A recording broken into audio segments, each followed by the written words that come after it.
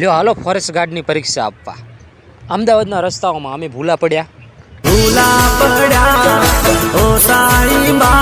પછી આઈડિયા આવ્યો કે ચાલો રેપિડો એપ્લિકેશન વાપરીએ.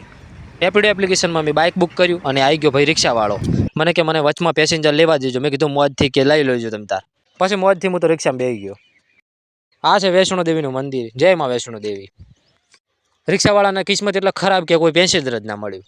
અને હું એકલો મસ્ત આરામથી ગયો પરીક્ષા કેન્દ્ર ઉપર. આ લ્યો અમદાવાદની તો ટ્રાફિક નડતું ને નડતું. અરે અહીંયા તો નકરા ખાડા છે યાર. આ છે આપણા પરીક્ષાનું કેન્દ્ર. પેપરમાં થોડીક વાર હતી એટલે આપણે વંડા ઉપર ચડી ગયા અને જોયો ઘડીક વરઘોડો.